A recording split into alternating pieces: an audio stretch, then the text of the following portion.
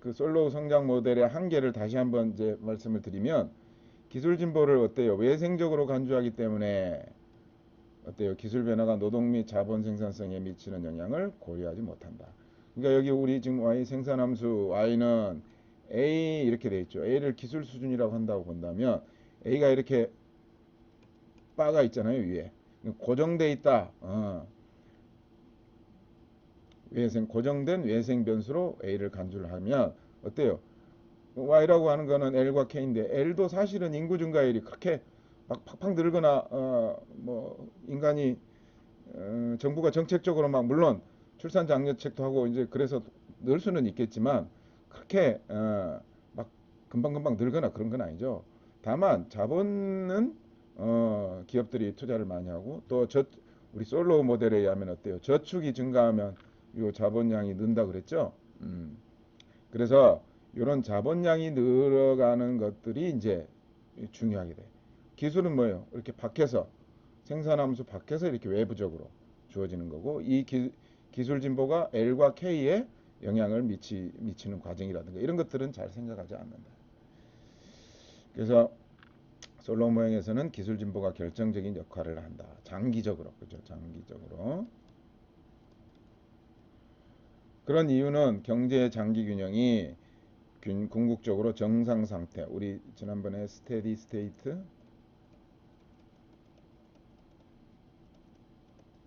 에서 이루어진다는 거 있고 이 정상 상태의 균형은 자본의 한계 생산성이 체감하기 때문에 나타난다. 우리 지난번에 여러분들 혹시 기억나시나요? Y는 SFK라고 하는 그 FK 그게 어떤 형태를 띈다 이렇게 간다고 그랬죠? 이게 체감을 자본의 한계 생산성이 체감 때문에 이런 그래프의 형태가 된다고 그랬죠?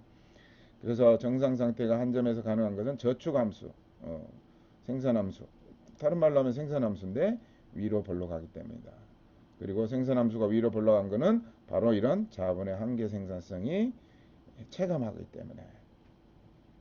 만약에 그래서 자본의 한계 생산성이 체감하지 않는 기술이 그러니까 한계 생산성이 체감하지 않는다면 정상 상태는 존재하지 않고 델타 K가 우리가 정상 상태에서는 조건이 뭐라고 해서 델타 K가 제로인 점이었잖아요. 근데 델타 K가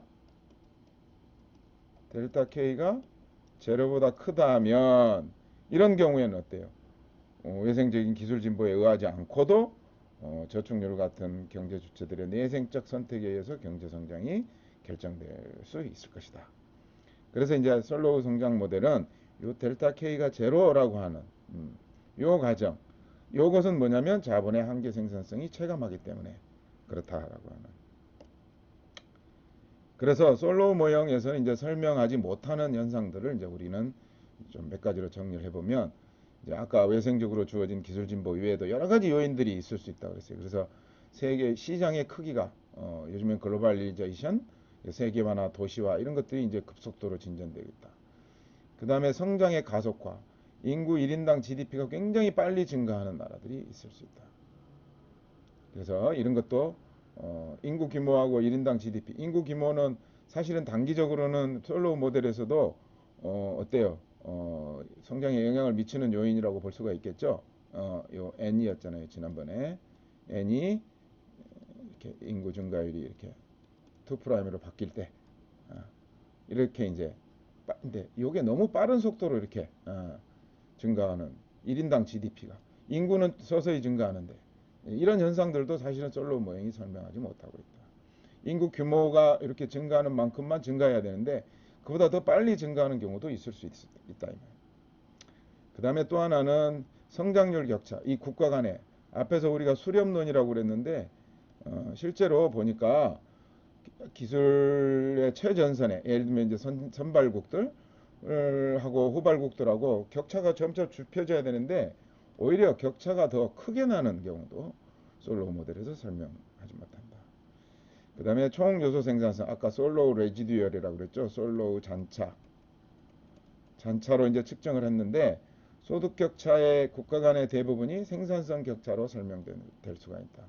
그러니까 총 요소 생산성의 차이를 어떻게 설명할 거냐. 그 다음에 뭐 노동장 1인당 인적 자본의 증가. 그래서 인적 자본이 굉장히 급격하게 증가하는 현상들을 어떻게 할 거냐. 이거는 결국 나중에 이제 내생적 성장 이론에서 얘기하겠습니다만은 국가가 또는 기업들이 의도적으로 R&D 규모를 늘린다든지 또 그렇죠. 그런 연구개발 투자를 많이 한다든지 또 교육훈련 투자를 많이 한다든지 이런 것들 때문에 굉장히 이렇게 급격하게 증가하는데 그런 현상들을 솔로우 모델에서는 설명하지 못하고 있다. 그 다음에 이제 뭐 숙련 노동자의 상대 임금이 안정적이다. 숙련 노동자 공급이 굉장히 늘어났음에도 불구하고 왜 임금은 하락하지 않았을까? 이런 것들이 이제 솔로우 모델에서는 설명하지 못하는 어, 요인들이었다. 이렇게 이제 그 솔로우 모델의 한계를 지적해 볼 수 있겠습니다.